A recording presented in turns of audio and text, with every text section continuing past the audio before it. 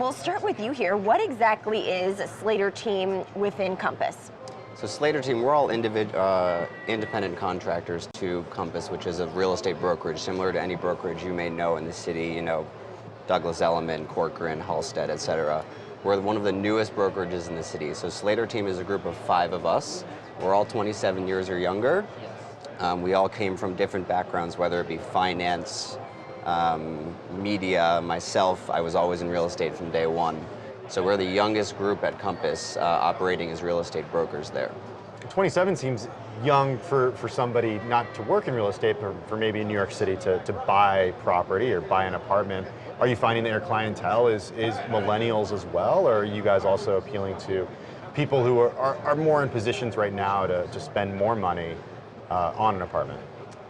I would say that our clientele ranges, you would be very shocked who the buyers are in New York City because they'll come from anywhere around the world. So I've had buyers as young as 17 years old and as old as 70. So with the technology and how it is changing the game for many industries, Eric, jump in here. How is technology changing your role within this team, and what are you doing on a day-to-day basis? Well, it's interesting. You know, I don't really have anything to compare the technology of Compass to any other brokerage. So I jumped in there and I just thought, this is amazing. You can create collections for your clients and, you know, really jump in there and get a hands-on approach with your clients.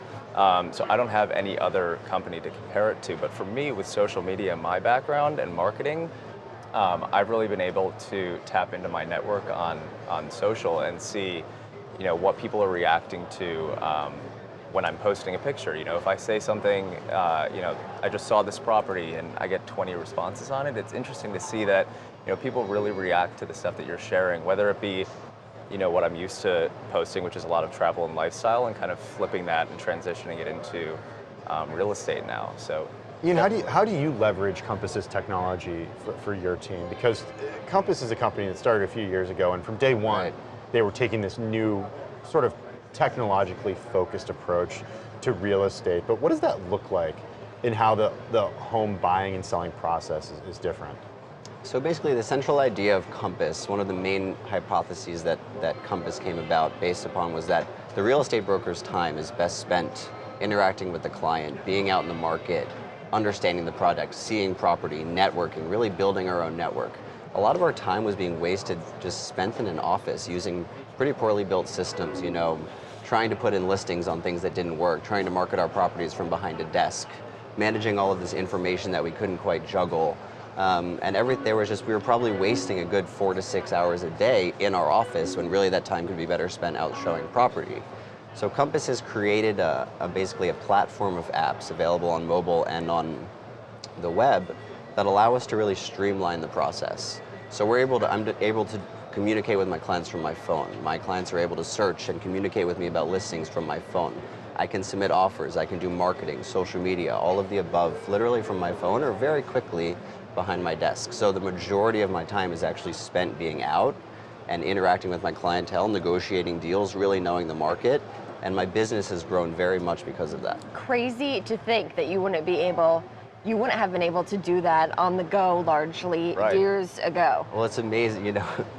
Again, we're all 27 or younger, and I think it's pretty amazing. We were all essentially born with an iPhone in our hand or given one by middle school. For better or worse. For better or for worse, and Exactly. more and more each day, our clientele is in the same position. And they're really, you know, expectant, if not reliant on technology, and you'd be amazed how slow most of the major brokerages were to pivot and to react to that phenomenon. Of course, you guys are based here. Your team is in Manhattan, I do believe. Eric, what is the hottest neighborhood that millennials want to live in now? well, I am so biased. I live in the West Village, and I definitely think that people aspire to live in that neighborhood. But again, I'm completely biased with that. I do know that, you know, a more affordable area would be on the Upper East Side. That was where I had my first apartment, and it's funny when you talk to people who don't live in New York, they have such a skewed perception of what the Upper East Side is because they've watched, you know, the TV shows with the Upper East Side crowds, and it's so different now. So, but I would definitely say, you know, the West Village is a hot spot, Tribeca as well. People are definitely moving downtown. And does your team focus on apartments that would be in maybe a more affordable range for someone just out of college, or is this largely high-end clientele? I would say that we are at a position in our careers where we're willing to work with any level of buyer. Obviously, it's a bigger payoff for us. It's a better deal typically to be on the higher end. But I think we're looking at really a long-term career. So we're never going to say no to someone who's just buying their first apartment. Eric, let's talk a little bit about your social media following. You have over 100,000 followers on Instagram. How did you build up that following, and what type of content do you actually post that people find engaging that helps your business? I mean, you can't just post photos of apartments. No, so I think what's interesting about, and I spoke with Ian about this, he asked me right away, he's like, would you be comfortable, sharing all these photos and like kind of skewing what your image is on social media for real estate? And my main thing is that oh God, there it is. I'd really like to sort of incorporate the high-end real estate that I'm seeing on a daily basis into what I've already been posting, which is a lot of travel and lifestyle, and that's what I've gained an audience from. So whether or not you're into real estate in general, you're definitely into seeing a 6-bedroom triplex in Soho. So it's really about taking the stuff that I know people want to see and incorporating real estate into that. So not going in one direction or the other, but combining the two into one. More than 2,000 employees Compass now has nationwide. So what is next for your team and for the company as well? Well, the company right now, in the first quarter of 2017, there were 30 offices across the country. Now there are about 60 and more of them to grow. Our CEO, Robert Refkin, has a goal by 2020 to have 20% of market share in the top 20 markets across the country. That's a very attainable goal, and we're very much on that track. So for us, we're really focused right now on New York. We also service clients in LA, Miami, and in the Hamptons. So we can cross-refer into those markets, but right now we're really focused on building our knowledge and our base in New York City and allowing our clientele to expand across the country naturally along with the company.